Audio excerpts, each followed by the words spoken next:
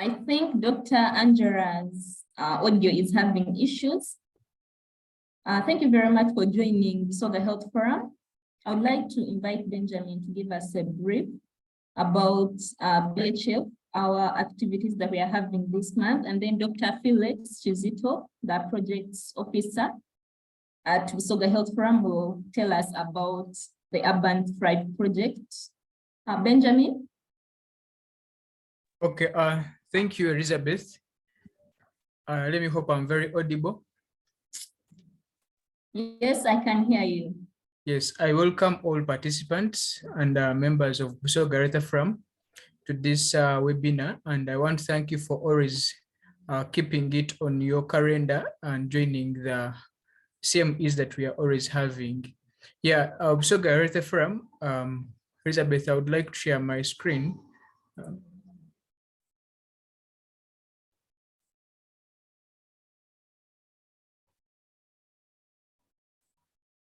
Okay, thank you so much. Busoga Health Forum, we are a non-government organization, and we are an independent face and convener for health professions and other actors that want health in Busoga to thrive within Busoga. We, as a membership organization, we bring together the multidisciplinary mix of medical doctors, public health specialists, as well as other health-related and non-clinical practitioners into this forum.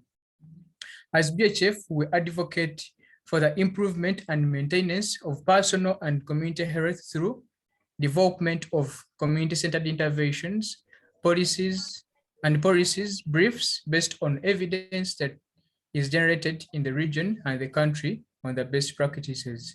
BHF is therefore a think tank generating evidence to drive policies action to improve the health and development of individuals and in Busoga and beyond. So that's why we have very many interventions such as this CMEs that always happen, so that we continue learning, we continue having very many topics that will impact us so that we can change our communities. As our vision as Busoga Health Forum is a healthy and thriving Busoga, and you understand that as health is just not about medical things, but health is the well-being, whole well-being of an individual. So anything that will bring about our region thriving, we have to engage in. As BHF, just as I told you, one thing I can't forget to talk about is our mission, which is to bring together the forces of Busoga Health professions. Hello? Yes, we are getting you. Oh, thank you. Our mission is to bring together the forces of Busoga Health professionals on an open and inclusive platform as a focal point to maintain visibility, solutions, and actions on the health problems in the Busoga region and beyond. As an organization, we have values that we believe in. This is where I believe that this is what will make us grow. Variation, collaboration, integration, impactful focus, transparent, accountability, effectiveness, and efficiency. These are strategies. This is what we base on when we are working. Our method of work: health workforce capacity building initiatives, work stream, technical working groups, partnerships, and networking. Therefore, we call upon all individuals who are on this group. You can join BHF, you can support BHF in any way, not only the secretariat, but even behind the scenes of BHF. These are our core programs. We have malaria, reproductive health and family planning, nutrition and early child development, regional planning and data use, non-communicable diseases, urban health. And if you look at this CME specifically, it's about the Urban Thrive project, which falls in our core program number 2, which is reproductive health and family planning. So we ask you to be very attentive to see just a clip of part of the whole project within family planning and productive work that we are doing at BHF. Please feel free to contact us on our website, www.bhf.org. That's our Twitter handle, our Facebook page, YouTube, and our email. Please, all these presentations are loaded on our website. You can go and download them. And you can, if you miss any part of this presentation, feel free to visit our YouTube channel. You will find it there. Thank you so much for being part of this engagement. Thank you very much. Thank you very much, Benjamin. This juncture, Elizabeth, you have something to say about urban thrive? Yes, please, Dr. Phillips.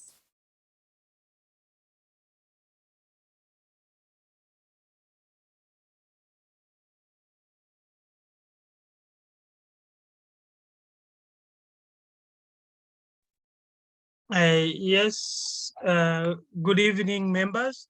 I'm very happy to be here. I'm glad Dr. Namara, my mentor, she's the one coordinating this, and then Dr. Kakaire, my lecturer. So I hope I'm audible enough. Yes, you are.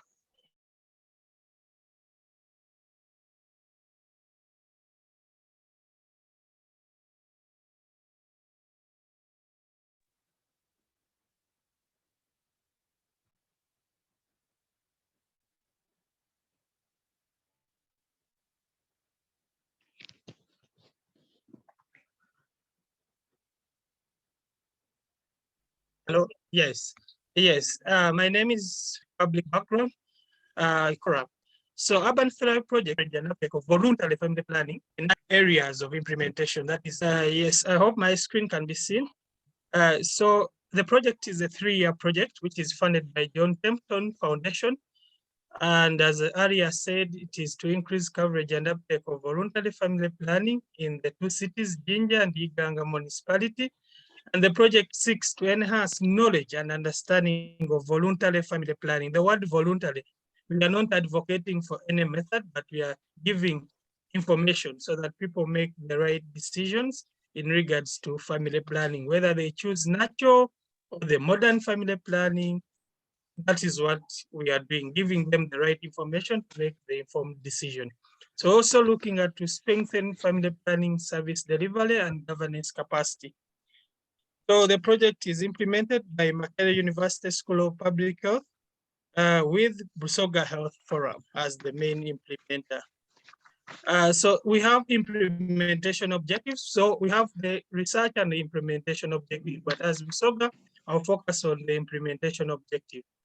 One is to develop and implement a tailored package of high impact intervention fit for emerging urban settings in Uganda using participatory approach. And the other one is to increase and to improve on understanding of family planning, decision-making capacity for the health, reproductive and contraceptive behaviors, strengthen effective delivery and management of family planning services. So those are the core implementation objectives. So when you look at these 2 objectives, we have results, activities to do, and which are the ones we are doing. And from those activities, we thought this topic is important because those are the issues we found in the community, side effects. And you find our health workers, some of them are not well versed with the management. They give the method, but when it comes to the complication, you find they can't handle. And the majority of the health workers are not into family planning. So you find have a client and you can't handle. So in the activities, we have training on supervision of gender, age-sensitive participatory community groups. So we have community groups of people of 40, 10 groups in Jinja and Iganga, normal groups, border, market vendors, where we sit with them during their days of meetings, maybe a saving day, and we talk about family planning in those groups.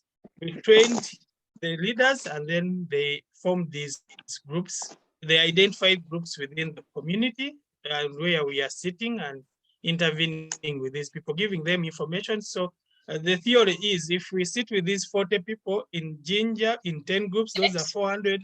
Excuse me, Dr. Chizito. Yes. Dr. Felix, your screens are not changing. The slides are not matching where we are in the screen share. Oh, sorry. Sorry.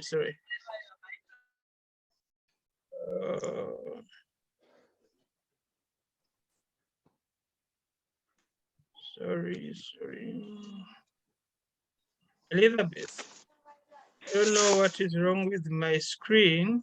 Yes, please, I'm sharing. You tell You me share first. and help The screen has Me- the network issues. That's why it's not moving. Please, Elizabeth, share it. Yeah, I use your screen.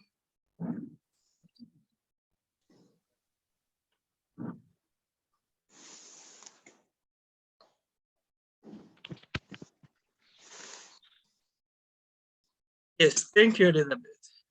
We want activity. Yes, there. So also we have to strengthen provider initiated family planning counseling. So here we looked at training of the health workers, which we did. We trained 120 health workers, 60 ginger, 60 iganga with knowledge of family planning, basically those who have never been trained. So we didn't want to train the same people who always handle family planning. We wanted to integrate. So we trained people from OPD, maternity, Narufenya, children's clinic, and then wards, so that if mothers want the family planning, they don't have to cross to one unit. Yes, Elizabeth? Yes, so result 2, we look at improved delivery of family planning services, where I talked about enhancing skills of health workers, strengthen availability of FP commodities and services. This we do through working with the city authorities and the municipality authorities, because we don't buy commodities, but to make sure communities are available. So also we strengthen community-based provision of family planning services through the training of VHPs which were done, and then supporting them in referring mothers and providing the methods which are given. So also we look at strengthening application and use of digital technologies to support service delivery. So here we are looking at the new modalities, the WhatsApp. We have WhatsApp groups where members from the community are added and they can ask any question in relationship to family planning. Also here we are using the radio stations.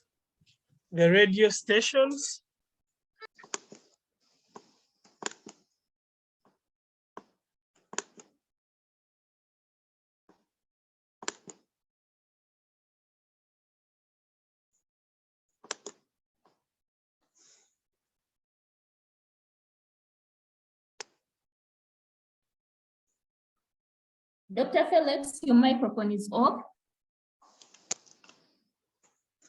Yeah. Have you changed the hello, Elizabeth? Yes, I am here. Sorry for that. Strengthen, then we look at improved care, referral and management of side effects. So this is the main topic today, side effect management, because it has been an issue within our facility. So result 3, we are looking at governance and management, where we are improving alignment of family planning services to reduce the unmet need. So we look at institutionalization and sustainability, where we are supporting better planning and integration of voluntary family planning within the city and the municipality. Yes, Elizabeth, the last slide. No, about BHF, slide 7. Slide 7. Yes, so this is the summary of our intervention model, what we are doing. The service delivery, we are looking at integration of family planning services, where we did the training, and then integrating of the community health workers, training of the providers. Then enabling environment, where we develop and supporting capacity to manage family planning programs. We are strengthening supply chain with chain and management with the city and the municipality authorities. Also, we have the digital technologies. I've talked about that. Then when we look at the social behaviors, change, where we are using the radio talk shows. We have one on Busoga 1 and then on iRadio. So we always have 2 radio talk shows in regards to family planning and different topics. The community engagements, we have talked about that, where we have the community groups. We are doing drama shows in the communities, where the drama is all about family planning, side effects, and those other things. And then the digital technologies, I've talked about the WhatsApp. So in summary, the project, we are doing a lot, and through the activities which are listed here. One thing which kept on coming and which is still coming is the side effects. People want to use, but when they get the side effects, they don't have a solution, or they tend to be ignored. So we thought this should be a right platform so that we give out the knowledge to the health workers. So in case you have any person within your facility, you can help to manage. Yes, thank you. Before I know Elizabeth will talk about it, at the end, we call upon, we have the annual dinner, our second year of celebration, and we are looking at sickle cell. So I hope, guys, you can contribute. Elizabeth will give more information in regards to that. Thank you, Elizabeth. I hand over to Dr. Namara.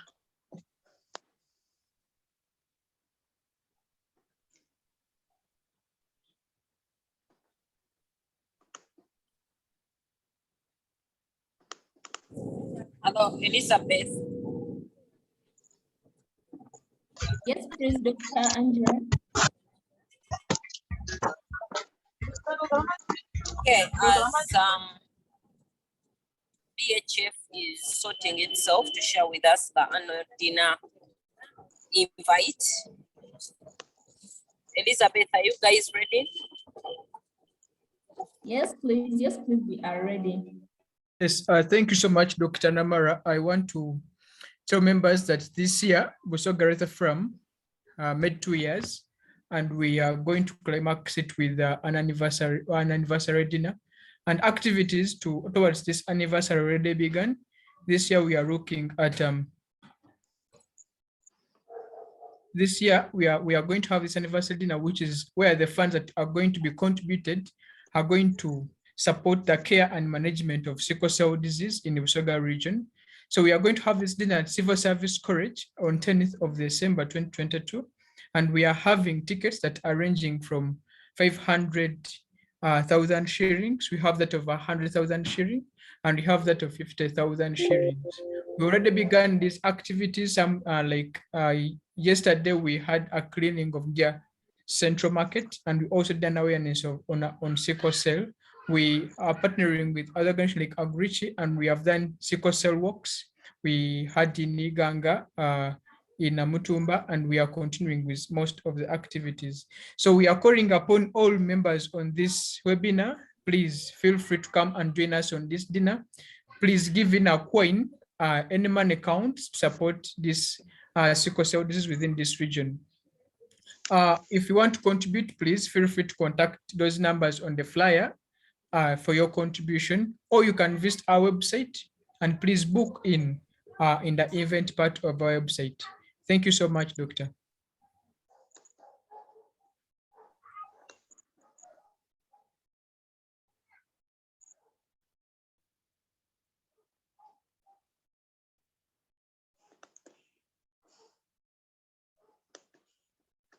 Dr. Angela, are you there?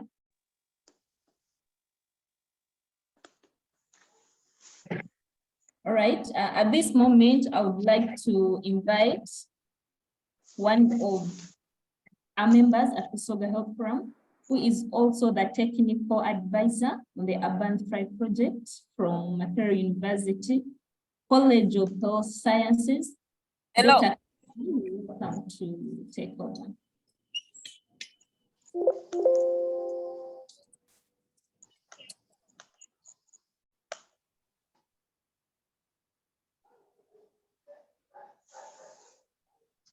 Hello, this is Dr. Peter Waiswa. I think for purposes of this going smoothly, Angela might be having some trouble. Angela, are you there? Or Dr. Kakaire, please take over.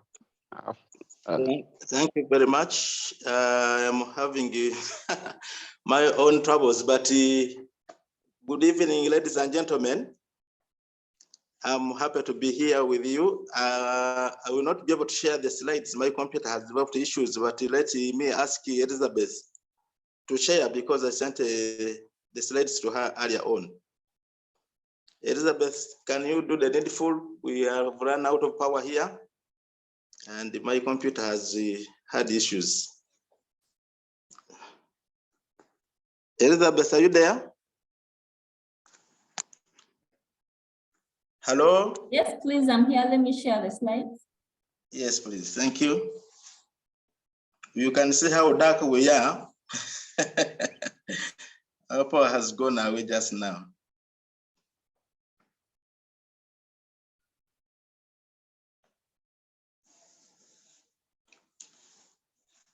So we are looking at contraceptive related side effects and some complications. And we shall walk through slowly. And also because I know that on the fora, there are health workers and there are also non-medical people who may want to get information from us. So I've made it a little bit easy and quite easy to understand. The next slide.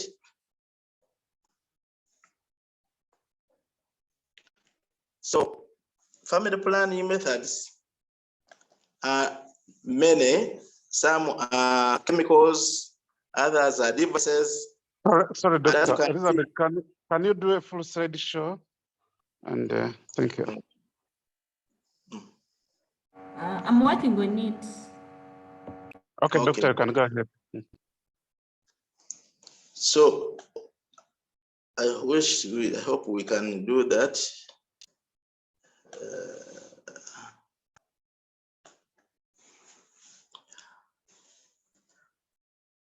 So the methods, as you can see in that slide, the effectiveness is in a step-ladder fashion.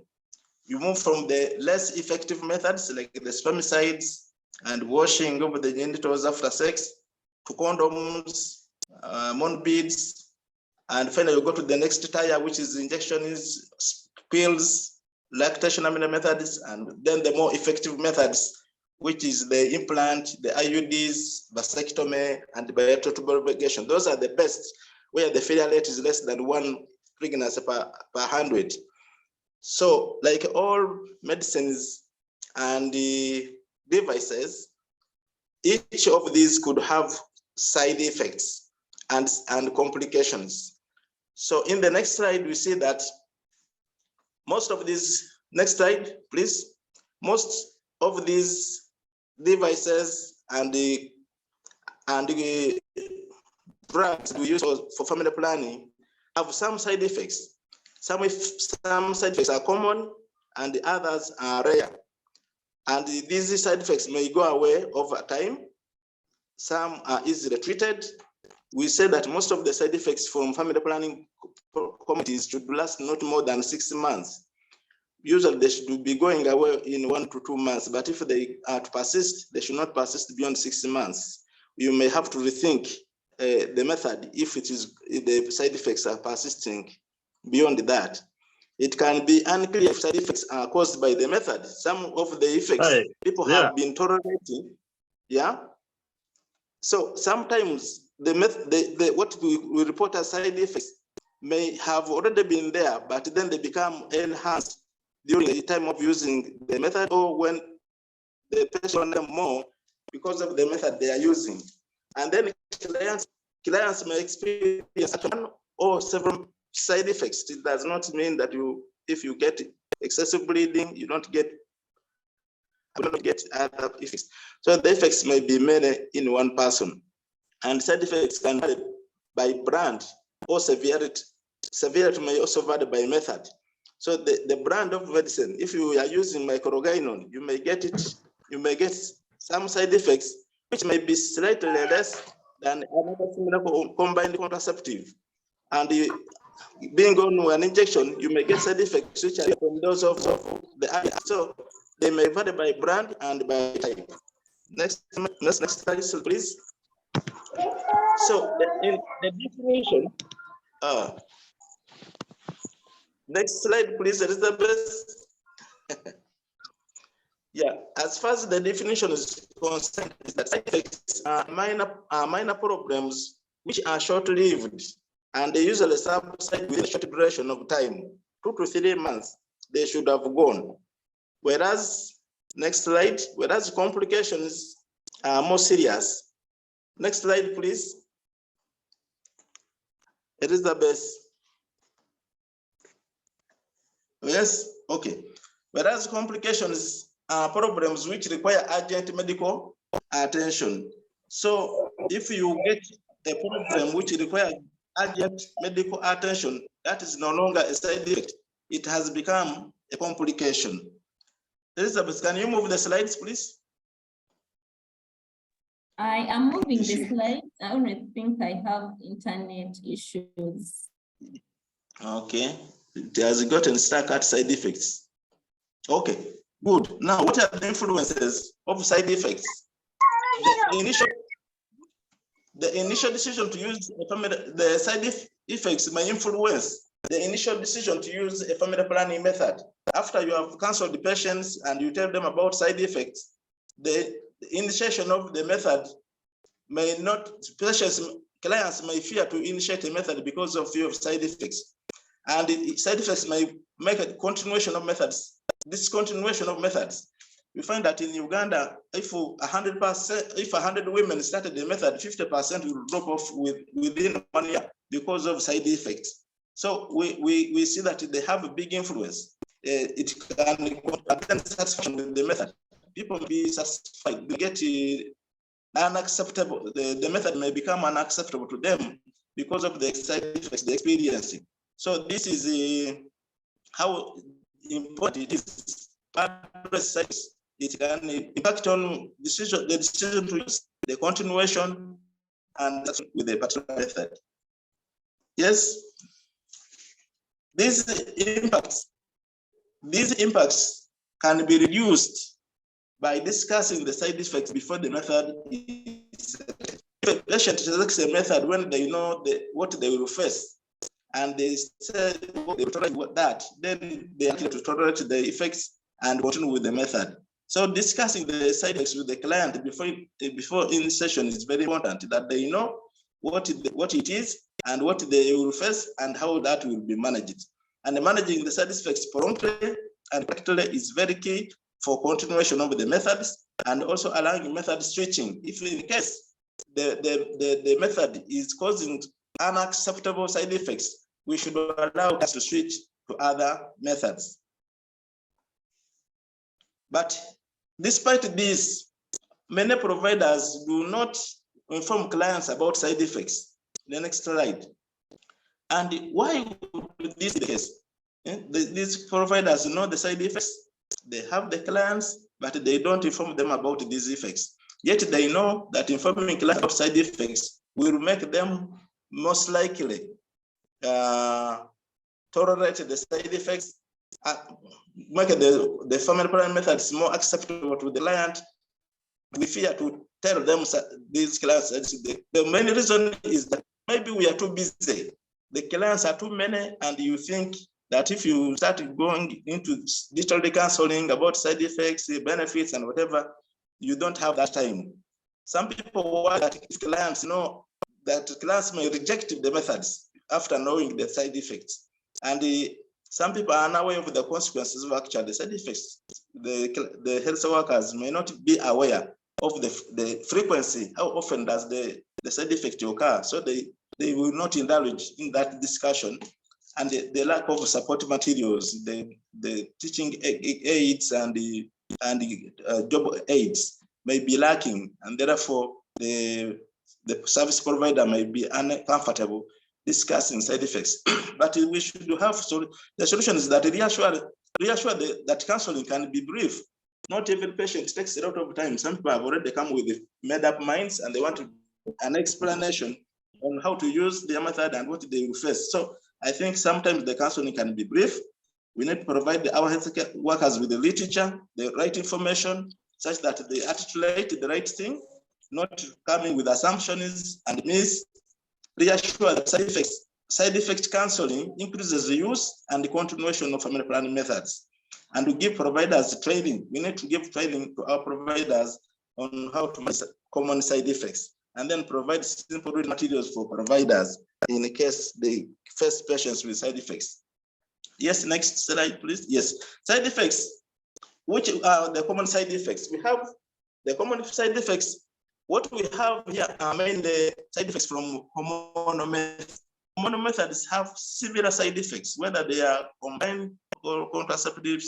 combined injections, the patch, or whether they are injection, whether they are progestin only. The only difference is the severity of the side effect will depend whether the method is, whether the contraceptive is combined or progestin only. But otherwise, they have similar side effects. So headache can be a side effect. But if this headache is very severe, then that is no longer a side effect, it is a complication. You need to refer that patient urgently for medical attention. Increased menstruation is a side effect, but should the menstruation be so heavy with the clots and the patient is become collapsing and needs blood transfusion, that is no longer now a side effect, it has become a complication. The menstruation may be like no menstruation, that is a side effect. Menstrual cramps may be a simple side effect, but if the cramping is very severe, or there's constant abdominal pain, chest pain, leg pains, these are serious complications which we must refer the clients or we must reassess the clients and make sure that what is causing this, because severe chest pain in a patient using a COC or an implant, an indication that she's having is an indication that the patient may get ischemic heart disease, heart attack.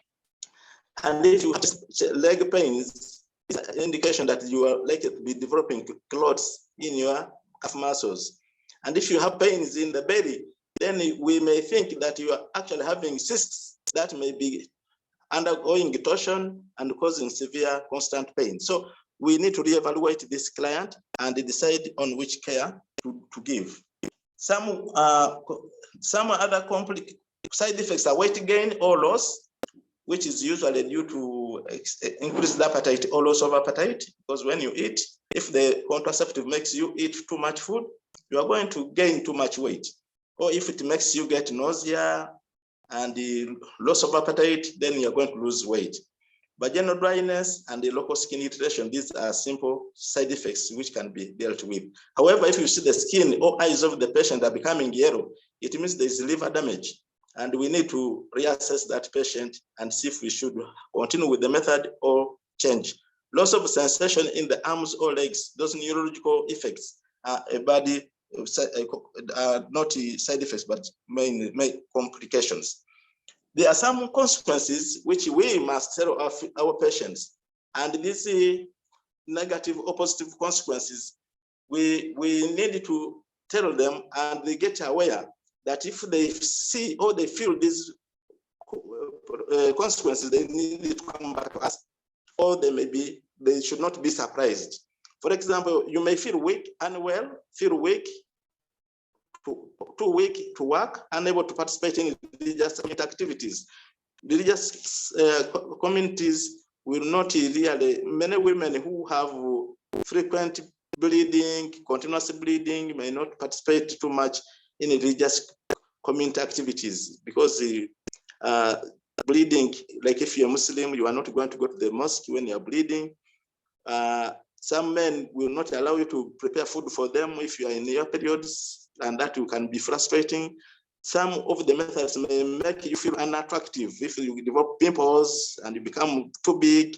And then that's what you call body image in the current. How does body image affect contraceptive use? Being fat or too thin, and then limited sexual activity because of loss of libido and the dryness.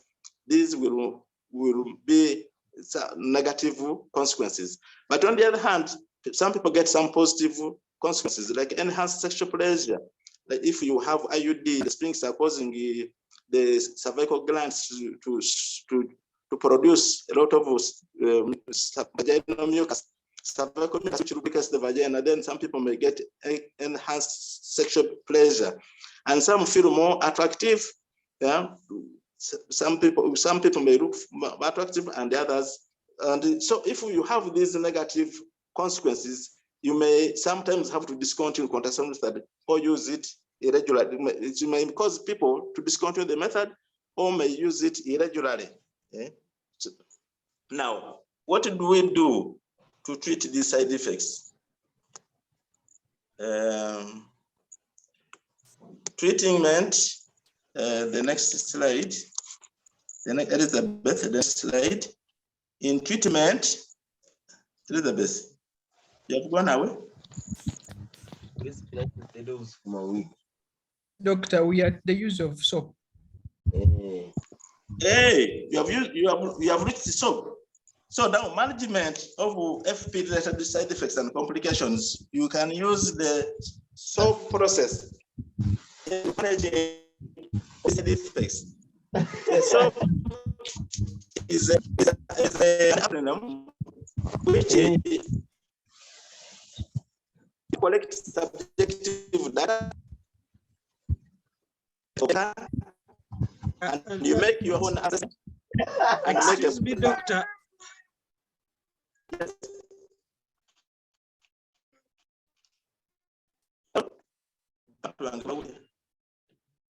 Yes, Dr. please. Kakaire, I think you switch off your video so that your network will be better.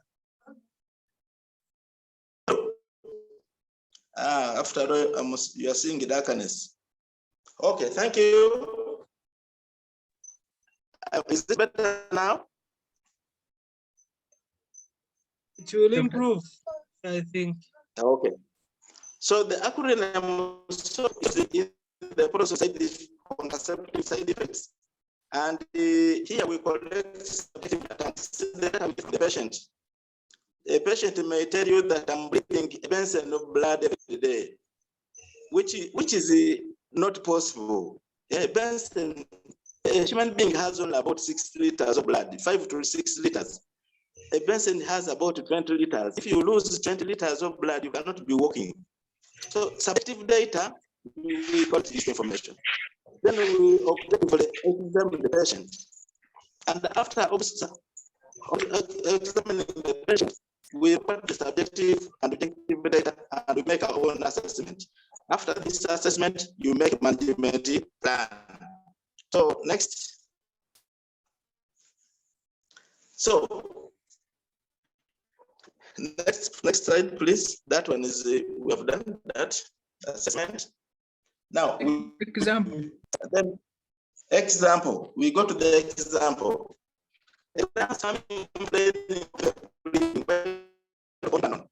If we do subjective assessment, we ask how long she has been bleeding. Ask if bleeding from the period of amenorrhea. Ask if bleeding is more than her use of it, and ask if they have bleeding or she had it for the implant, and then ask whether the bleeding follows sexual intercourse. These are some of the questions which you may ask, because if she is bleeding after sexual intercourse, the implant not survive from developing, and this person having another pathology in the pelvis that is caused bleeding. If the bleeding started before the implant, then we cannot attribute the bleeding to the implant, but it is the pathology in the pelvis that is causing this. So this subjective is good for us to collect and understand. Next, we now do we collect objective data. We do the signs, we collect for signs, we look for signs of anemia. If somebody is really bleeding heavy, she should be pale, mucous membranes, the conjunctiva is pale. Look at the venous bed, the palms, and the tongue. So let us examine the patient fully and see if there is evidence of dizziness. Check pads. If she's bleeding now, we need to look at the pads and perform a pelvic examination. Use the speculum to look at the cervix, look at the vaginal walls, and do by manual examination to rule out cancer of the cervix, abortion, subsidies, and anemia. These are to now be what we have as our assessment. We look out for, and then we combine the subjective information with the objective information. Then we do the assessment. Based on the subjective and objective findings, conclude if bleeding has become a health threat or not. Exclude other underlying medical or gynecological problems and anemia. And make a concrete conclusion of diagnosis. So this is something we need to do, and we have to have made a conclusion. We make a plan. So how do we make a plan? Very heavy, prolonged bleeding, more than twice as much as menstrual period. We give these patients normally in the family planning, we start with ibuprofen.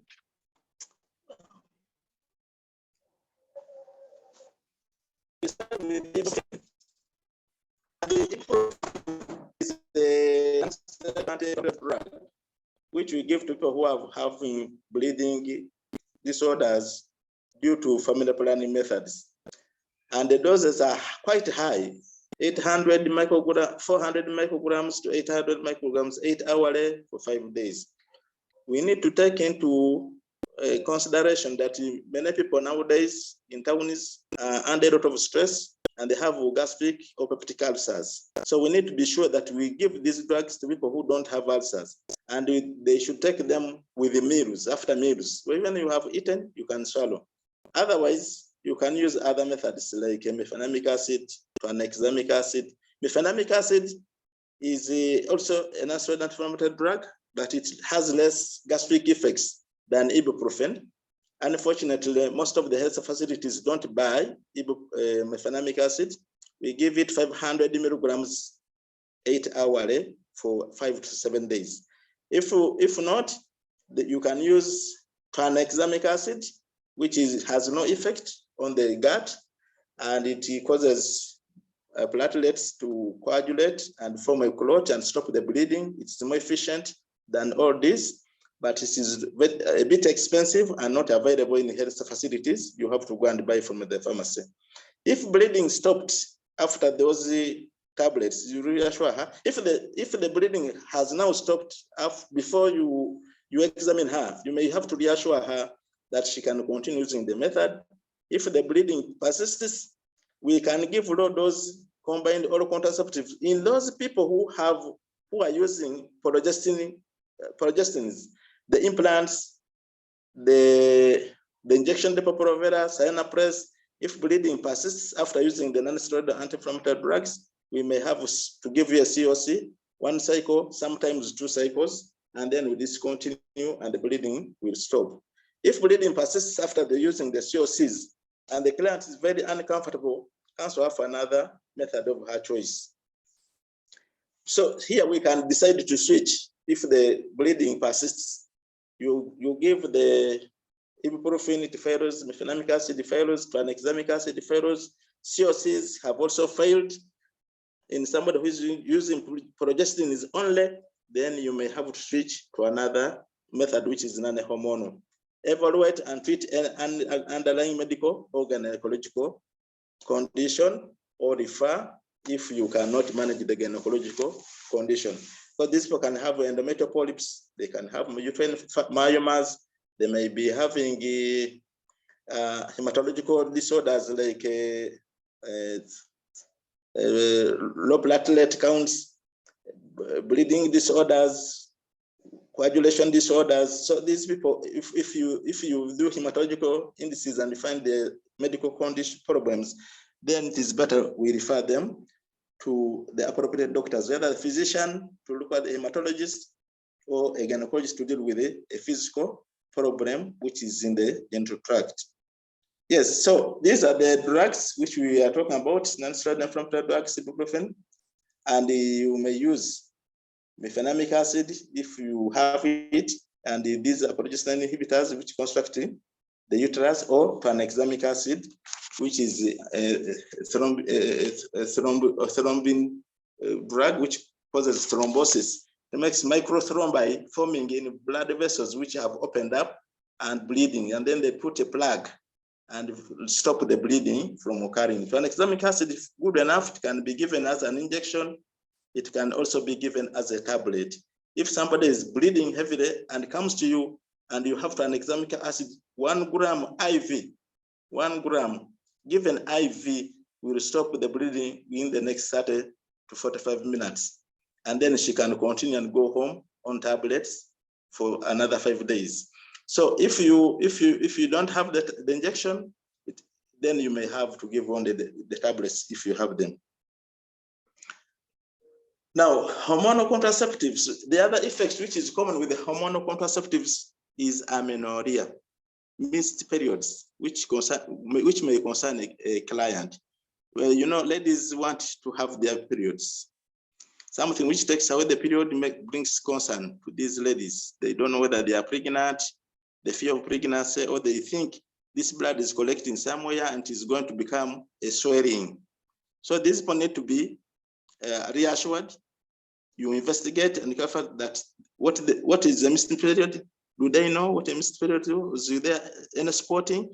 Sometimes when you are using hormonal contraceptives, you don't expect to get the real period. You may just get some spotting in your panties or some staining of the underwear, and that is it. So because the endometrium thins out, it becomes so thin, and the amount of blood loss decreases so much. That's why most of these hormonal contraceptives are used to protect people from anemia. Yeah. So we have to be sure that they didn't get some spotting of some sort or staining, and ask how she has been taking her pills.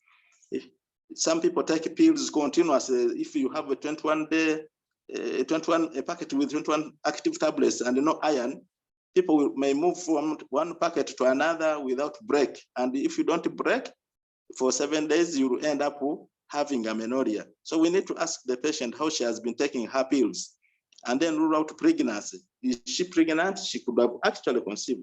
If you are taking pills irregularly, this time you take in the morning, the next time you are taking at bedtime, the other time you are taking at lunch, that kind of irregularity can actually cause you to ovulate and conceive and get pregnant. So we also always say, if you are on a pill, take it at the same time every day. If you choose bedtime, take it at bedtime. If you are choosing early morning when you are waking up, so it doesn't matter whether it is a combined oral contraceptive pill or it is a mini pill. All pills, you have to take them, you have to choose a time and take them at that time consistently. If yes, the amenorrhea is concerning concerning the patient, is of concern to the patient, to the client, low dose pills users can expect very scanty or no bleeding at all. If you are using a low dose pill, you may expect very scanty, and most of the pills we have now are low dose. The microgynon is 30 micrograms of estrogen and the 15 micrograms of progesterone. So the amount of drug, the hormones are low. So there is a possibility that somebody may get very scanty bleeding. Missed pills or pills taken late raises the risk of pregnancy.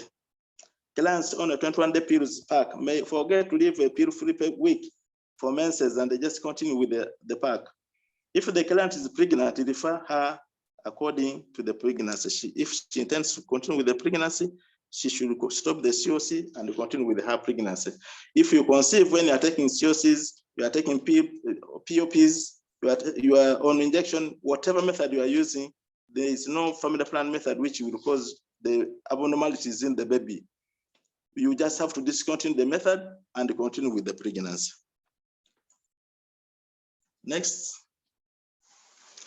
Has she recently discontinued the pill? Now, when you discontinue the pill, you remember that the pill suppresses the hypothalamus and the pituitary, and you don't release what? They don't reduce FSH and the LH.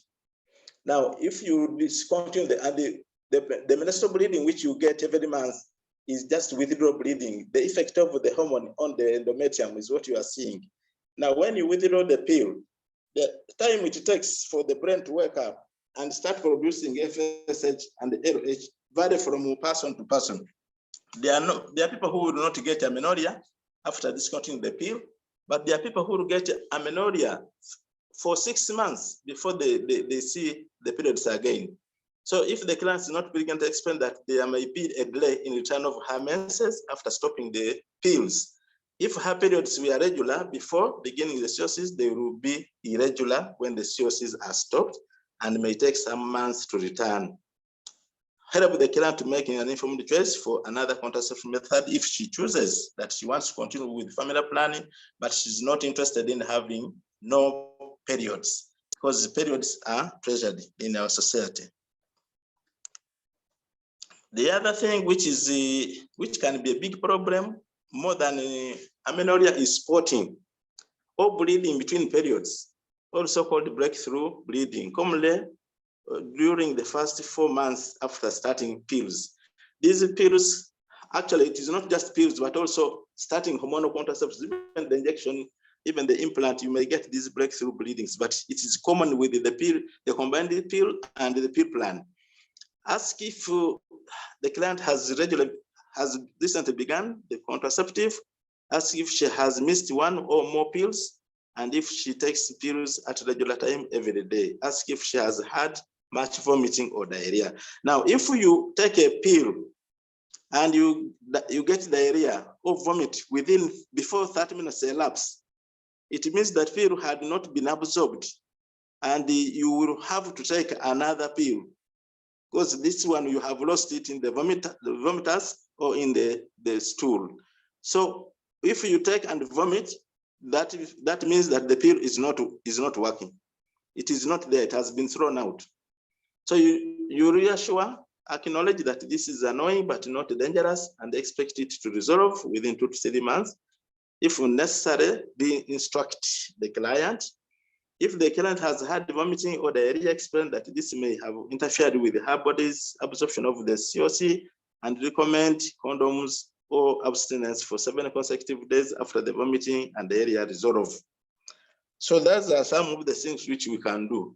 Now, the next slide, ask if the client has any new medications that they may be taking. Remember that some drugs interact with the COCs, with the hormonal contraceptives. Some drugs interact with our hormonal contraceptives, especially the anticonvulsant, anti-TB drugs, and some antiretroviral drugs, which are efavirenz or nevirapine based. So if you have those, they may have actually reduced the effect of the contraceptive, and therefore the client may require to change the method on such drugs. Yeah, implants have been shown to lose their potency by a year if you are on antiretroviral drugs. So we tend to advise, but now they are the new drugs which are coming on the market are not interfering much with the implants, but that was a big concern before. You put the implant and 1.5 years later, she's pregnant. So we are now using new antiretroviral drugs which have helped us to reduce the incidence of pregnancy among HIV positive persons using implants. So spotting and bleeding, you need to exclude gynecological problems such as pregnancy, abortion, cervical infection, PID, or tumors. Ask if the client has ever had a normal pap smear within the last year. This is very important, that family planning providers should not only provide family planning, but it should be a screening area for other diseases, including hypertension, cancer cervix, cancer breast. So we need to use this as a wellness clinic to check on other problems which may happen, because if you don't, and somebody gets a breast mass and it reaches the extent of becoming cancerous and you have not detected it, we shall always blame the family planning that we used for that. Ask if spotting follows sexual intercourse. Has she changed sexual patterns of recent? Those are things which could cause problems. Rule out pregnancy, cervical infection, PID, and gynecological cancers by pelvic exam. If available, do cervical cancer screening. If more than a year has passed since last one was done. If a gynecological problem are present, refer or manage according to policy and guidelines. Yes. Now, if none of the above, you find that, next slide, if you find that spotting and bleeding continues, but you are not detecting anything, there is no gynecological problem, there are no hematological issues, what is it that you can do? If no gynecological, drug interaction, or other problems are detected, breakthrough bleeding may be due to inadequate support of the uterine lining. You may then switch to a more potent progestin. If the progestin in the combined pill or the progestin you are using, like a tenogestol, or whatever is less potent, then we may have to go to levonorgestrel. Or we may have to put her on a high dose estrogen pill, 50 micrograms instead of 30 micrograms. So if she's on progestin only contraceptive, we put on an estrogen containing pill to try and build up the endometrial lining. We know that the endometrial lining, when it is exposed to progestin only, it thins out and becomes as thin as paper. And the blood vessels below it can actually rupture and continuously keep bleeding. So you give some estrogen-based product, which may encourage the endometrium to grow back and prevent these blood vessels from just rupturing, from desiccation, from dryness. So you can do that. You can have to, and then you turn that person after a cycle or two, she can continue with her normal contraceptive. If it was a implant, if it is a Depo-Provera, we can now leave her alone and she continues. Another alternative is try her on prostaglandin inhibitors, like the NSAIDs, as we have already said, the ibuprofen, the mefenamic acid, and the tranexamic acid. Yes, next. Next, please. Nausea is another problem which is common, and it may seem like you have a pregnancy, and this is very uncomfortable for too many people, losing appetite and failing to eat. So find out if the COC that are taken in the morning or on an empty stomach. When you take a combined pills on an empty stomach, you will get nausea and you may actually vomit. So you need to put some food in the stomach before you take the pills. Rule out other causes of nausea. Is it infection, malaria? And if none of those, then if the client is pregnant, discontinue the COCs and refer her. If she's not, advise the client to take the pills with the evening meals. Evaluate for infection like hepatitis, gastroenteritis, HIV, and other causes of nausea. Or you can switch to a progestin-only method and reassure that nausea may be limited to the first few cycles or the first days of each cycle. But it has also been noted that when you are on pills, when you are on hormonal methods, pills, implants, and whatever, there is a tendency to have a nutritional deficiencies. Nutrition deficiencies where you lack vitamin B2, B6, B12, minerals like selenium, manganese, and zinc. Now, lack of these vitamins and some of those micronutrients can actually cause nausea, and you may end up with vomiting. So this is something which people can go and do some research here locally and see how many of our women on hormonal contraceptives actually end up with the vitamin B2, B6, B12, manganese, zinc, and the selenium deficiencies. And in some countries, actually, it is a routine replacement of those micronutrients in the people who are on hormonal contraceptives. Here, it is not yet the policy. Then the other thing we need to look at is headache. Headache, we have listed it as a side effect, but it can also be a life-threatening condition, which we call a complication. So you should listen carefully to a COC client who is complaining of headache. Severe headaches, usually those that involve vision, changes of speech, or problems may be an early warning of a stroke. General questions on headache should include whether they occur when the client has menses, whether she can function with her headache daily, and what medications reduce the headache. So if you think this headache is threatening to become a stroke, refer the patient urgently if you suspect it may be a stroke. If it is not, you need to rule out sinusitis and nasal issues. Are there pain in the sinuses? So if they are, then you refer them to the ENT surgeon for treatment, and they may continue with the COCs. Ask whether she has ever had high blood pressure. If you have ever had high blood pressure on combined or on hormonal contraceptives, you are at high risk of having an elevated blood pressure. and therefore the blood pressure should be assessed, and we check the blood pressure. If it is elevated, then we should ask our colleagues to manage the high blood pressure for us. If you are able to manage it, please go ahead and give the antihypertensive drugs. And depending on the severity, if the hypertension is very severe, then the hormonal contraceptive must be discontinued, and you start her on another hormonal contraceptive. So try to distinguish between muscular contraction tension headaches and migraine headaches. The presence of neurological symptoms may suggest a severe migraine headache. This client is at risk of stroke. Strongly advise her not to smoke tobacco, and if she has had neurological symptoms, stop the COC. Progestin-only methods or other non-hormonal methods may be used. Rather, refer as you may refer as necessary to be treated by a physician.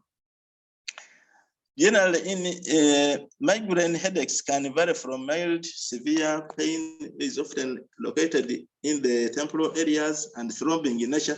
Nausea or vomiting may be present. Clients may have a warning aura that a headache is about to occur. Some clients experience neurological symptoms, vision changes, flashes, and double vision, numbness, tingling sensation, weakness in the limbs, speech or memory problems. If the client describes headaches without neurological symptoms, she may continue COCs. You have to keep a record of the frequency of the headaches and return to the clinic after 2 to 3 cycles or sooner if the headache worsens. So headache is another big problem. Next is ask if the headache was since she began the hormonal contraceptive. If the headache was on COC, switch to a low dose COC.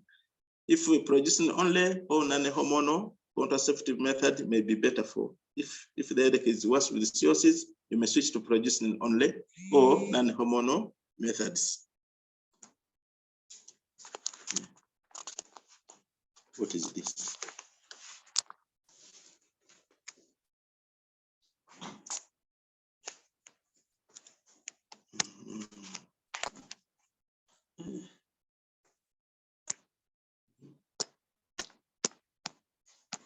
Yes, doctor, the presentation is good. Yes, please. The next is the high blood pressure. High blood pressure is something which may appear with the usage of hormonal contraceptives, or it may be something which comes in with the client when she already has high blood pressure, but she didn't know about it. You know that for us, we are in a race that is prone to cardiovascular complications, including high blood pressure. And this disease starts appearing at the age of 35 in us blacks. So if you are 35 years, you should start checking for high blood pressure. And now when you now add the hormonal contraceptives, which increases fluid retention, they cause water to be retained in the body. That now makes the blood volume go up and increase the chance of raising your blood pressure. Therefore, we should be checking our clients for high blood pressure as they come back for refill. We should not just give them the contraceptives. Oh, go where you are doing very well. Thank you very much. Go. You need to keep checking their blood. Ask if the client is the first time anyone has told them they have high blood pressure. Ask if she has ever had symptoms suggestive of high blood pressure, such as headache and dizziness. Recheck BP on 2 more visits 1 week apart. This is something which I cannot recommend. If the blood pressure is 180/100, you can leave the client to rest in the clinic for 30 minutes or 1 hour. If you repeat the measurement and the blood pressure is still the same after that rest, then this patient should be treated or referred to some person who can treat the high blood pressure successfully. In your settings, you will be done to treat. You give your nifedipine, you give your amlodipine and losartan or whatever. For us here, we have those people who are specialized to treat those. I will not touch, I will just refer. So here you have to treat the patient. If the blood pressure is this high, this is severe hypertension. So you may allow a 15 to 30 minutes rest, making sure the BP curve fits the patient correctly, they put the blood pressure reading. If the systolic reading is greater than 180 or higher, and the systolic reading is 110 or higher, the client must smokes or is over the age of 40, please stop the COC, either switch to a low dose COC or progestin only contraceptives, or you can actually tell her to switch to a non-hormonal method and turn in 1 week. Remember that even if you switched to implant, you switched to the Provera, these are still going to cause the water retention and increase the risk of the blood pressure going up. Yes, next. Weight loss or gain. Yeah. Weight loss, weight gain, as I've already said, is that if you are using hormonal contraceptives with progestin only, it is worse than the combined contraceptive. The combined contraceptive, you gain some weight because it also has the progestin in it. But the progestin only contraceptives have the tendency the progestin acts like androgens. Androgens are male hormones which gives people appetite for food. So you have a high appetite. Patient should be warned that if you see your appetite increasing, you may need to control the way you approach food. Otherwise, if you just eat, you will have a serious weight gain. It is estimated that in 1 year, you will get about a pound, 3 to 4 pounds, of 3 to 4 kilograms when you are on implant or Depo-Provera or Cyana. So you have to be very careful what you eat. Otherwise, weight can be a problem. And this is now the issue what you are saying, body image. The body image, people look at themselves in the mirrors and see they are putting on, the dresses are no longer fitting or they're becoming too tight and they feel uncomfortable. So weight loss or weight gain, weight loss is the other side, is the estrogen effect of nausea, or vomiting, loss of appetite, which is more common with the COCs. If the client is pregnant, weight gain, could it be pregnant? Refer her accordingly. Inquire about eating habits which might promote weight gain, weight loss. Ask about a change in work, sleep, symptoms of depression. Yeah.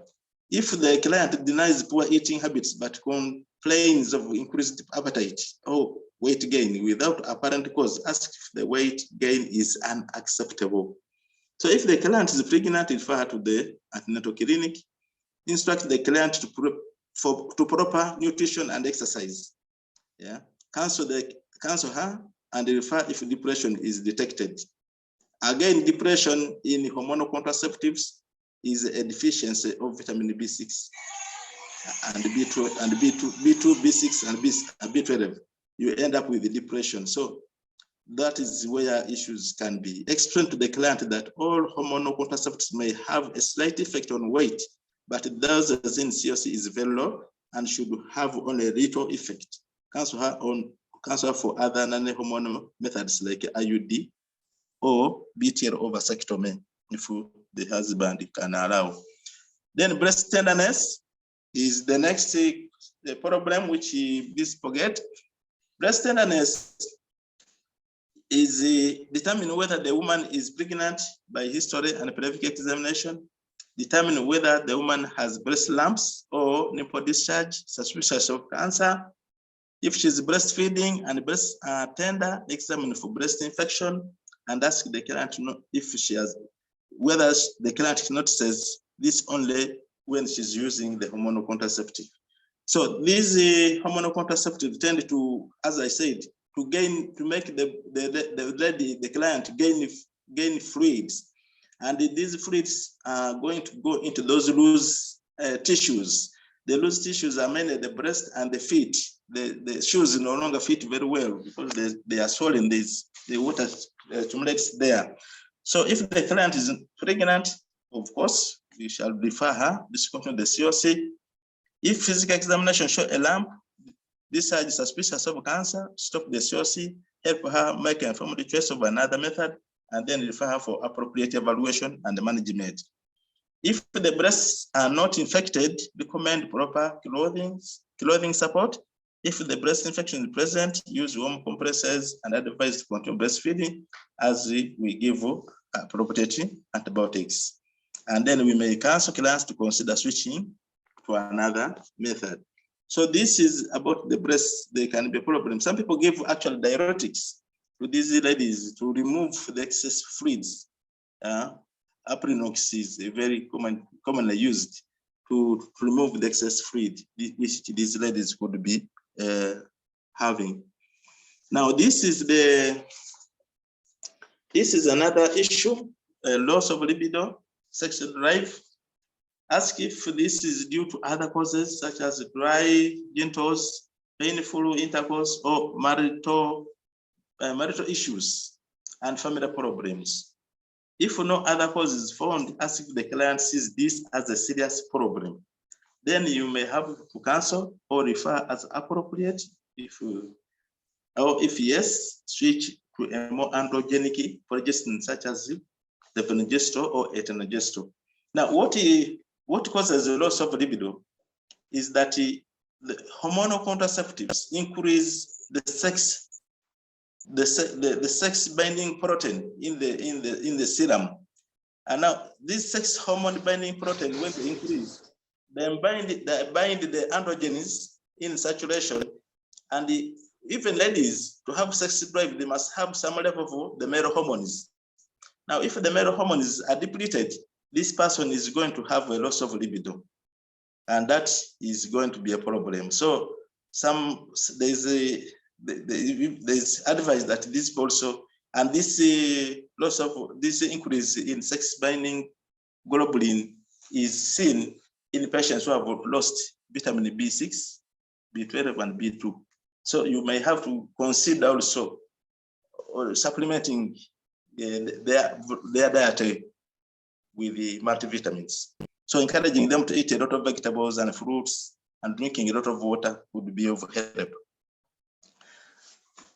Asthma is a condition where people get patches in the face and over the body. Some parts are dark, others are clear, and they think you see it most commonly in pregnant women. So the mask of pregnancy, usually on the upper lips, under the eyes, the forehead. So they get patches, and people may not be happy with this. It is common with the COCs. Ask about other causes, for example, skin lightening creams containing mercury, recent pregnancy, and sunburn. Look for tinea versicolor or other skin diseases. And if no cause is found and the problem is not improving, we need to cancel on stopping creams and avoiding the sun. If recently pregnant, advise to wait for 3 months and look for improvement because asthma disappears naturally. Treat or refer as appropriate if no other cause are found, and if whether some facial darkening is associated with COCs or other hormones, including given the implant, also you get this, is perceived by the client to be intolerable, help the client to choose another hormonal method, such as the IUD or a permanent method. So that is depression now is also a common problem. Ask about cause, for example, for family, financial, and social problems. Ask if she's eating and sleeping regularly. If no other cause is found, ask the client if she thinks depression has worsened well on the hormonal contraceptives. Mainly the estrogen component is the biggest cause of depression. Answer accordingly and follow up during next visit. If the client feels the depression has worsened on the COC or is due to the method, consider changing to a low dose COC. Some clients might choose to wait and see instead. Sometimes periods can cause decrease in pyridoxine, vitamin B6, which subsequently lead to depression. You can prescribe pyridoxine 20 milligrams daily. If she's not happy, let her choose another hormonal method. So you see that these micronutrient deficiencies which occur in contraceptive users, hormonal contraceptive users, mainly the B2, B6, B12, selenium, manganese, and zinc. And you know that the oxidative pathway is zinc and the selenium, which plays a lot of role in detoxifying the body and whatever. That's why you see that these people may end up with it. Accumulation of the toxic lipids, the low density lipoproteins, hypertension, and whatever. So we need to be very careful as we prescribe these effects. So next is just a brief look at the IUDs. The IUDs have been seen to be one of the best contraceptive methods. They may be hormonal or non-hormonal. The hormonal IUD has a lot of advantages. It is working locally in the uterus, it releases the hormone in the uterus, stops the bleeding. So people with heavy menstrual bleeding should be encouraged to use the hormonal IUD. The bleeding will go away, they will have no periods or spotting, mild spotting, and they will have a very good life. It also takes away cramping, so the cramps go away and somebody feels okay. And we use it to treat endometrial hyperplasia or endometrial hyperplasia, therefore preventing endometrial cancer. But the copper IUD, which is the most common IUD in Uganda, is not, although it protects us from uterine cancer, it can cause cramping and backache in the first few months after insertion. Usually we say that this should last not more than 6 months. If it lasts more than 6 months, then you may have to rethink to change the method.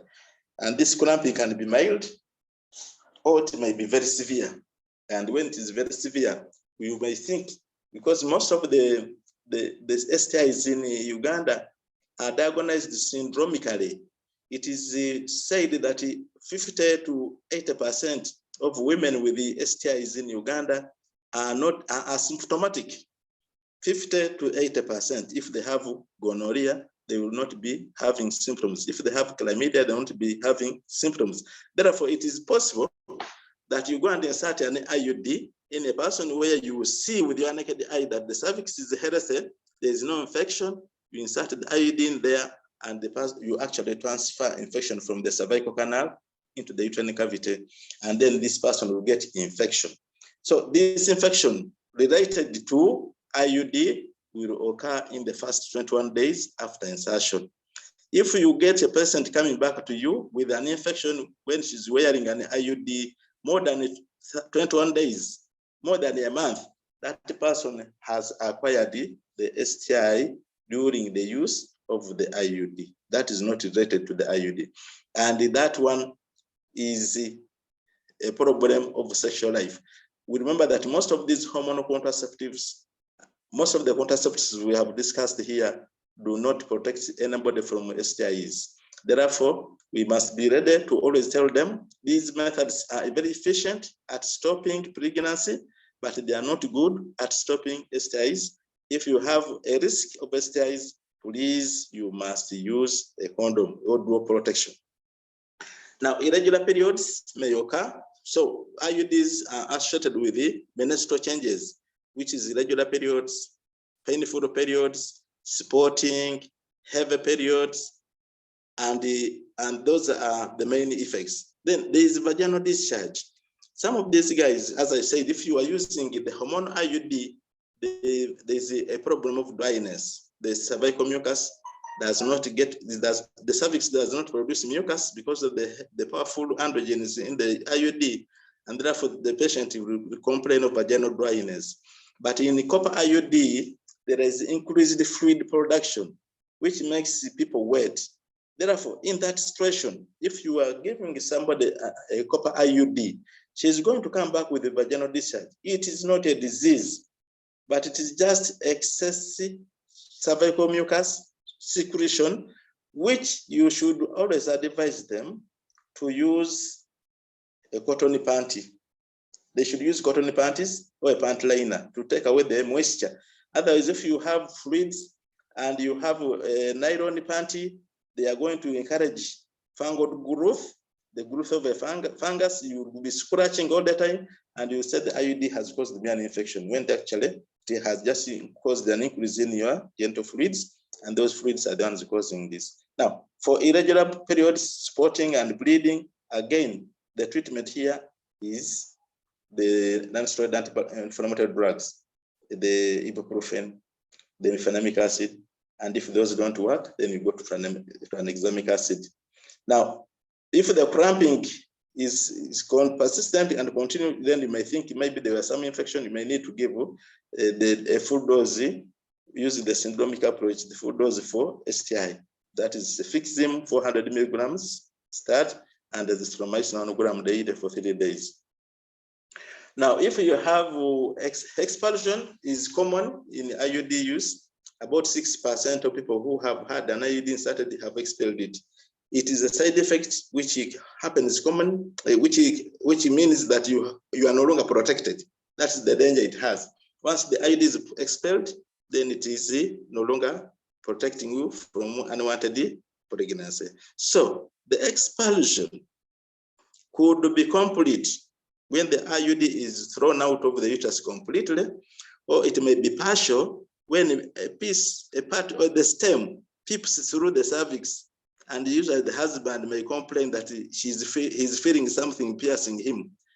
Don't laugh out at the patient, just examine it and you'll see the stem looking at you, and pick it out, take out that IUD and reinsert another one, that partial expulsion. Now, sometimes the IUDs may lose their strings. These strings may be that they came off because of the acidity of the genital fluids. The IUDs may lose their strings. Or it may be that the strings have coiled themselves into the cervix. Or it may be that the IUD has somersaulted, such that the T is now at the internal os and the stem is at the fundus. So this can happen with the IUDs. What is important, if the strings are lost, is to do a scan and find out if the IUD is in its rightful position. If it is in its rightful position, do nothing about it until the lady or the client will want to have it removed. Then you can actually remove it using the crocodile forceps if the strings have been lost. So that is what we do. Infection, if the patient comes with an infection while using an IUD, and you diagnose PID, the immediate action is not to remove the IUD. First, treat the patient. After giving antibiotics for 48 hours, evaluate and see if she is improving. If she has improved, the symptoms have gone away, the discharge has stopped, you treat the husband, leave the IUD to continue. If the patient is worried and she feels that the IUD should be removed, you can go ahead and remove. But otherwise, if she's responding well on antibiotics, do nothing. If she's not responding well, the infection is becoming worse after 24 hours of antibiotic use, take out the IUD. The most serious complication is uterine perforation. When you insert an IUD in the uterus, there's a chance that you may perforate the uterus at the time of IUD insertion. Once the IUD has been released in the uterine cavity, it has no ability of perforating the uterus. All perforations occur at the time of IUD insertion. And therefore, the provider should be careful enough to detect whether she's feeling like she has perforated the uterus. If you have any doubts about perforation, if you think you may have perforated the uterus, either through the reaction of the woman, you see she's feeling too much pain, or you feel that you are not feeling the fundus. If you are not feeling the fundus, don't release the IUD. Just come out with the IUD, leave the patient alone, let her rest, monitor her BP. If she's settled, cancel her on something else and let her go home. You will give her some other method, then she may come back after some time and you will insert the IUD. This uterine perforation is commonest in women who have just delivered in the postpartum period, those who are 6 weeks postpartum, or those who are breastfeeding. Those are the people who are likely to perforate. Perforation is not common. It occurs in 1 to 2 per 1,000. 1 to 2 patients should be perforated in 1,000 if you are an experienced provider. Some providers have never perforated anybody, but please be on the lookout, because if you perforate and you release the springs, the IUD will migrate into the abdominal cavity, and you will need to do a laparotomy to retrieve that IUD. So it becomes very expensive on the side of the client and the service provider going into operate this patient, look for the IUD after X-ray, you have located where it is, then you go and remove it. So, ladies and gentlemen, that is briefly what I had for you today. And I think I should do break at this moment and hear from you. One other thing which I would want to tell you is that when you have abnormal bleeding in IUD users, you should also rethink about micronutrient deficiency. Micronutrient deficiencies have been reported in menstrual irregularities of people who use IUDs, especially B1, B6, and the iron deficiency. So if you're already, so this means that we need to really assess our patients properly. Patients who are anemic, if you initiate them on hormonal contraceptives which have levonorgestrel, like Jadel, you will have bleeding problems. You will have bleeding problems. If you insert IUD in people who are anemic with the iron deficiency and those vitamin B1 deficiencies, you will have bleeding problems, which will not easily solved. So, ladies and gentlemen, assessment, and initiating the right method in the right client is the key to prevent side effects and have a happy client on their methods. Thank you very much. I think I should hand over back to Angela. I don't know whether Angela is around. Angela, are you there? No, I think Dr. Felix can take over. Yes, Dr. Felix. Okay, thank you, Dr. Kakaire. Thank you for that presentation. It was informative, and I think members have learned a lot.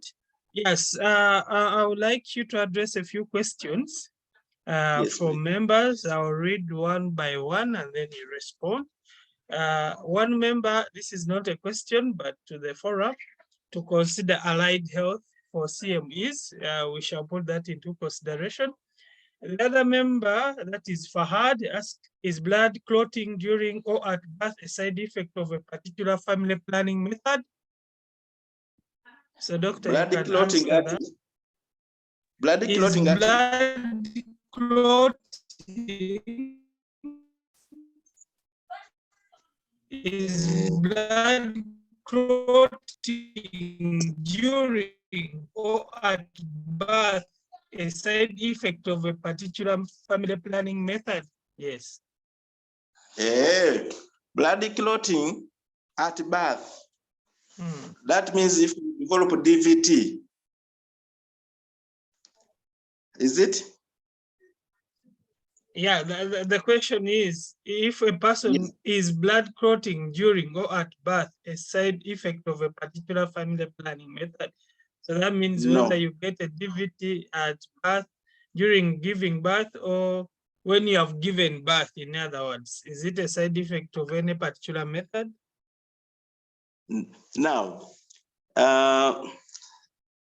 blood clot development in a patient who has delivered can be attributed to a contraceptive method.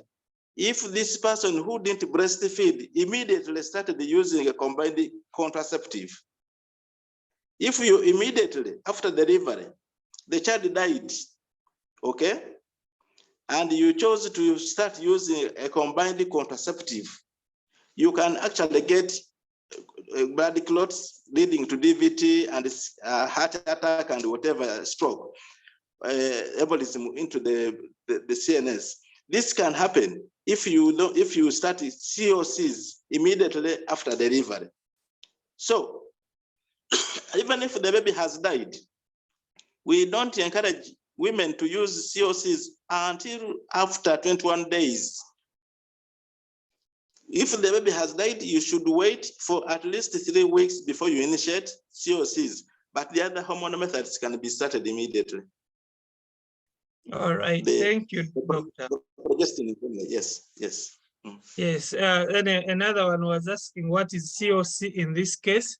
So I think that one you can answer. So COC is a combined oral contraceptive, but a combined oral contraceptive is similar to combined injection, combined patch, combined vaginal ring. They have the same complication and side effect profile. But it is, we write COCs here commonly because it is what is available. In other places, these COC, the tablets are not as common. They have patches and the rings, vaginal rings instead, because it is inconveniencing to keep swallowing a tablet. Okay, yes, thank you, Doctor. So the other question was, can we do myomectomy on a patient having an implant? Yes. Okay. You can. It does not really increase your blood loss. And usually, the beauty with the fibroids and the progestins is that when you have progestins, the fibroids tend to shrink, because what makes the myomas to grow is estrogen. But this progestin is suppress ovulation, therefore there is no estrogen, and therefore the myoma may actually shrink. Unless if the myoma were already big to need surgery at the time of initiating the implant, you could have actually waited. We could actually, if they are small, just wait, they will keep shrinking until they may even disappear. No. Okay, Doctor, thank you for that. Then the other one was like, he had a client who had terminated pregnancy successfully, but complains of lower abdominal pain. So he was asking for the next plan. I know members have tried to answer the person in the chat. Maybe you can throw more light. If somebody terminates a pregnancy, yes, and now complains of lower abdominal pain, is asking what to do next. They must know that terminating a pregnancy is not a family planning method. And the environment where the termination occurred is the biggest problem. If you go and terminate a pregnancy in a clinic, okay, you are in a clinic where sterility is not assured, or you are in a TBA where you use a herb to terminate the pregnancy with all the bacteria on that. Hello. You should not. Hello? There's a big infection. There's a big chance that this person had actually developed post-abortal sepsis. So if the patient developed post-abortal sepsis, you need to give them very good antibiotics.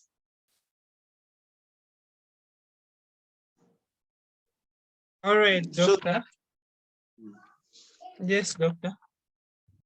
So they need to, the treatment is antibiotics, some analgesia, but remember that the persistent lower abdominal pain in this country, we are now realizing that there's a group of women with endometriosis that we were not able to diagnose those years, and we could treat them with the PID drugs, and they would never respond. So this person may actually be one of those rare ones that she has endometriosis. She needs endoscopy, some laparoscopic examination to look at the pelvis and see if she does not have endometriomas. Yeah? We may be treating a different disease altogether. Okay, Doctor. Thank you for that. I think the members have got the explanation. So the other one asks, when can one start an IUD after a cesarean section? And she has received some answers from the group, but you can add on. Now, the problem is that I didn't come to teach about family planning itself, but I come for certificate. But family planning can be initiated immediately after delivery. The methods which can be initiated immediately after delivery include the IUD and the implant, condom, and these lactation amenorrhea methods. Those are initiated immediately after delivery. When you are performing cesarean section in a woman who has consented for IUD, you go with your IUD in theater, you deliver the placenta and insert the IUD and close. So immediately, if you missed that window, then you are going to insert the IUD at 46 weeks after cesarean section.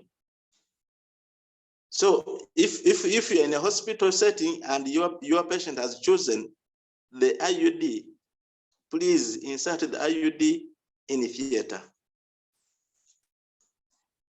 All right, thank you, doctor, for that explanation. So another one had a concern. They wanted to talk about the delay in getting pregnant after family planning. So, and I think they have posted it somewhere again.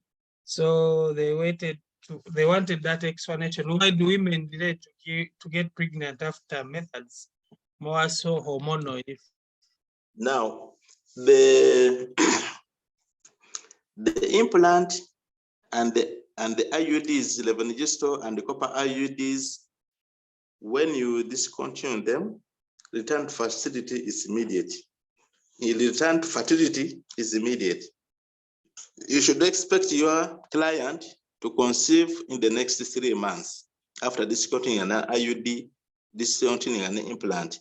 But if you discontinue injection Depo-Provera, the injection Depo-Provera is such a powerful drug which prevents the hypothalamus and the pituitary from releasing the appropriate hormones that stimulate the ovary to produce eggs. And the effect of this is vary from patient to patient. There are patients who don't even report any delay when they have been on Depo-Provera. But there are those who will report 6 months, some will report 1 year, others will report 2 years. So it will depend on how fast your body recognizes that the other fellow is gone, and they start manufacturing the hormones which will make the ovary get stimulated, and then you menstruate. So it is about the body getting aware, how quickly it wakes up, how quickly it gets to know that the hormone which has been suppressing us from working has gone away, and now we should start working. So that kind of recovery is variable from patient to patient. Okay, doctor, thank you for that. So the other question was, could thickening of the cervical mucus by progesterone-containing contraceptives explain the reduced libido? No.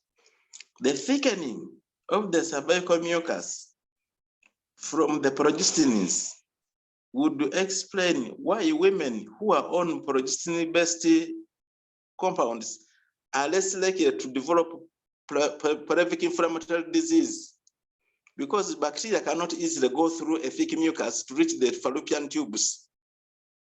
But it easily goes through this normal mucus where somebody is using nothing or is using an IUD. The mucus is very light, it can easily go through that and reach the fallopian tubes. Now, the dryness, the mucus will cause dryness, but libido is in the brain, okay? Libido is in the brain here, up there. So we are saying what is causing the loss of libido is not in the genitals. The genitals, there is dryness. Maybe the dryness, the fear of the difficulty of the sex may actually make this woman not get well prepared in the mind to accept to have sex, so she will have that fear and then the libido may go. But as I've already said, is that these hormones are causing deficiencies in the micronutrients, especially B6, which is also related to depression. And once you are depressed, sex is not your friend. it is going to affect you, the way you relate with your husband, and therefore that is how the libido is actually central. It is not in local in the genital parts. Okay, thank you, doctor. So libido is in the mind. Yeah. Yes, the other question was, a member was inquiring, can we be prescribing vitamin B complex to those patients on hormonal contraceptives? Actually, it is not just only hormonal, but even IUD. if you have it, it is okay. If someone has some of those persistent bleedings, those libido issues, you may give them the multivitamins to help them to uplift their micronutrient, their vitaminosis, their low vitamin levels, and then improve their situation. So it is it would be good to give them the micronutrients. Okay. So members, you need to read more about family planning and get better.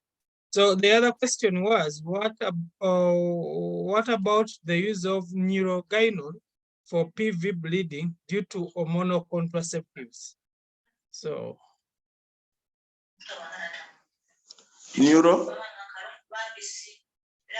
Use of neurogynon, microgynon.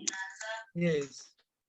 Yes, we have said that where you have a progestin only contraceptive, which causes the endometrium to be thinned out and makes the endometrial wall dry, and desiccation causes the blood vessels under the endometrial epithelium break and bleed. It is good to give a hormonal, an estrogen-based contraceptive concurrently with this one for 1 to 2 cycles to build up the endometrium again with the estrogen, and then you stop and the bleeding will also stop. So the other one was asking which painkiller is best before inserting an IUD? Now, a painkiller is will depend on the urgency of the person inserting the IUD. If you are going to give an oral painkiller, that is ibuprofen or Brustan or diclofenac, or whatever you choose, you need between 15 to 30 minutes before you insert, because it takes that long for it to start acting.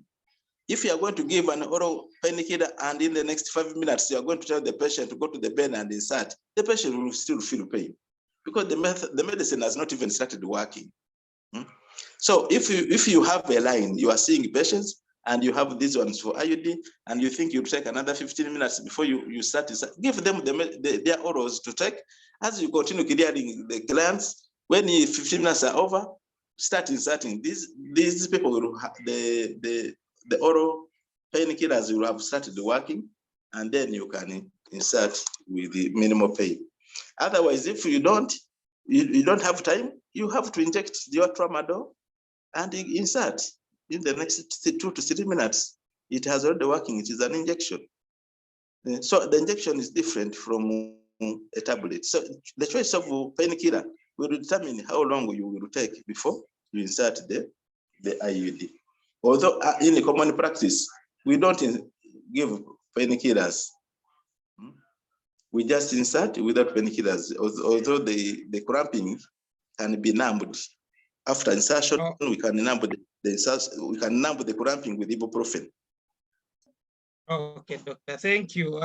So many questions, but I think those who have been attending. I have one I want to ask physically. Yes, please.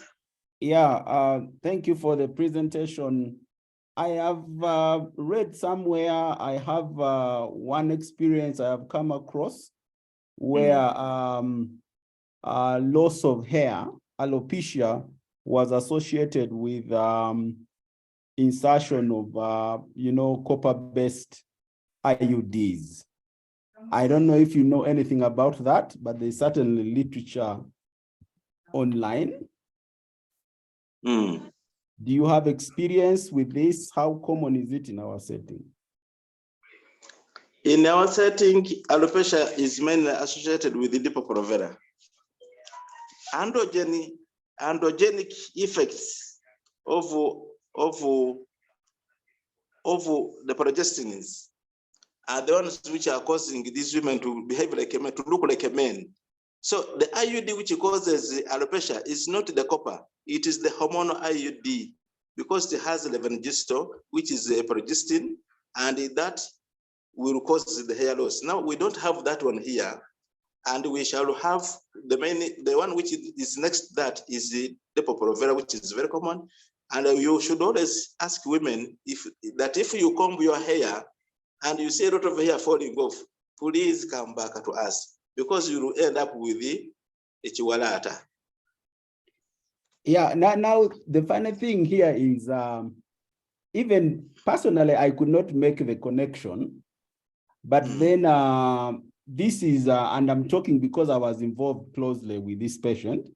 This was a copper IUD, Okay. and the woman noticed that her hair was falling off, and there was no clear answer to really explain what was happening. But then it happened that among themselves, as the women, as they talk about these things in their confidence, quietly there, someone said, hey, you don't know that these things cause hair loss.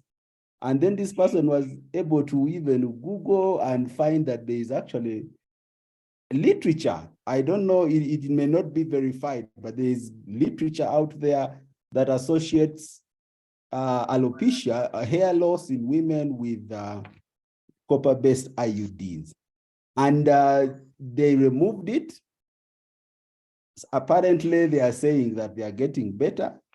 And I found this to be kind of strange, but interesting, because actually the solution to what was going on was discovered among themselves in their conversations. Yeah, so it seems we doctors are also a bit behind. These women are slightly ahead of us in some of these areas. The question is, the link was, it was kind of random, but then if you look at the fact that they stopped it and the hair started stabilizing, of course, they got some hair growth products to top up, and it started improving over like about 2 months. That is correct, but it is, yes, copper IUD. People have mentioned that the hair loss is because of micronutrient deficiency. Copper and zinc fighting over, the oxidation process.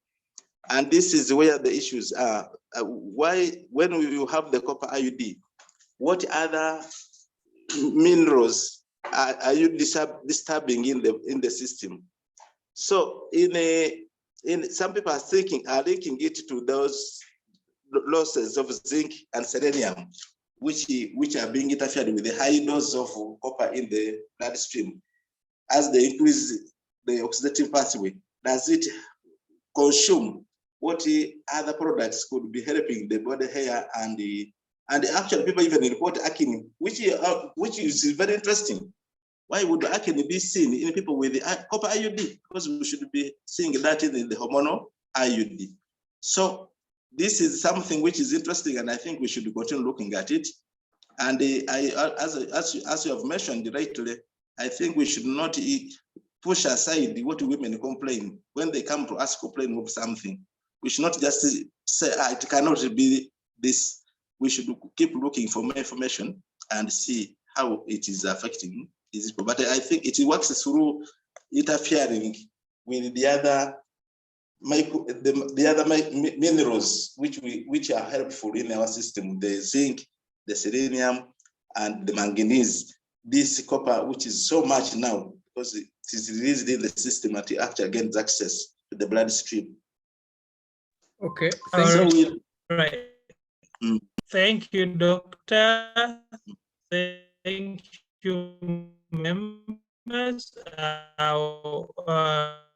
the questions. There are many, but I think we shall have another session and then we discuss more. Over to you, Elizabeth and Benja. Okay, thank you so much, Dr. Felix. Thank you, Dr. Kakaire, for this wonderful presentation. I know it has been so insightful. It has been so much of learning. I thank all participants who have been engaged. Thank you so much. Thank you for the questions. We please ask that we are going to keep the chat and we shall have a package to respond to any questions that have not been answered to. At this juncture, as we come to the end of our session, I will call upon Professor Waiswa Peter to give closing remarks and also award certificates, our presenter and the moderator. Thank you so much.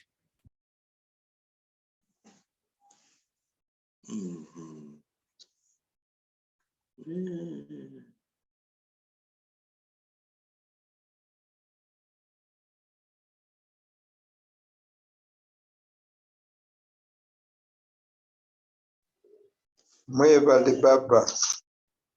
Hello, Pro.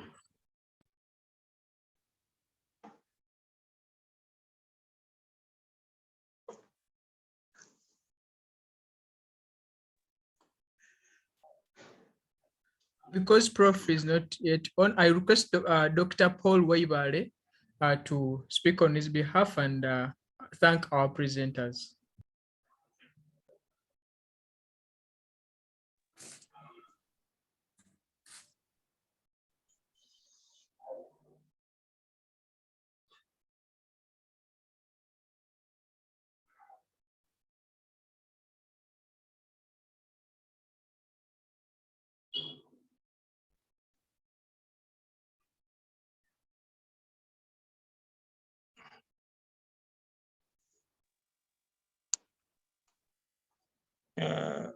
Benjamin.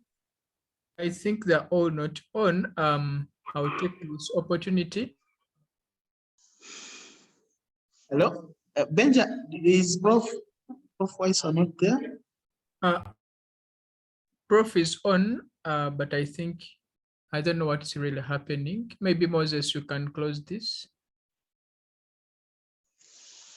Yeah, thank you so much, members. It's been a great opportunity to learn from our own Dr. Othman. Thank you for making this important presentation.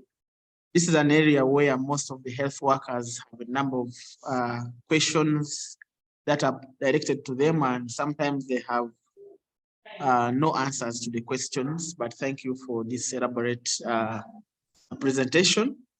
I think we shall need to invite you more and then also ask you more to do the physical presentations where possible to mentor our health workers in the region. We are so grateful. We want to thank you so much, Doctor, and the whole UTP team. And Dr. Othman would like to take this opportunity to present you a certificate of appreciation for your excellent presentation tonight. That has been signed by the chairman board, Professor Peter Waiswa. Thank you so much. Thank you very much. Yeah, and Dr. Angela Namara, we really thank you so much for always being there for Soga Health Forum and guiding this discussion tonight. We thank you so much. I hope all the referrals that will be made to the Referral Hospital in this regard will be attended to very well. We also give you a certificate of session, and we want to invite you members to our second anniversary. We want to invite you all, come and join the colleagues you have taken years without meeting, which shall be at Civil Service College, and the event will start at 4 p.m. Come and dine, come and celebrate, come and make a contribution to saving lives in the region and beyond. We are fundraising to buy a sickle cell testing machine that will be stationed at the Jinja Referral Hospital. We are so delighted that we shall receive you all on 10th. So we'd like to call upon everyone, come and enjoy, come and celebrate, come and make a contribution, come and make save that life. We are happy that the guest of honor, Wachtiwa Othman and the team have accepted to grace this function. Academia, Ministry of Health, and the other related institutions have all made commitments to there at Civil Service College. We invite you all to join us as we celebrate our second birthday. We'd like to wish you a good night and tune in next Friday to listen in and learn when we shall be presenting with you big presenters so that we learn issues in our region and beyond. Thank you so much. God bless you.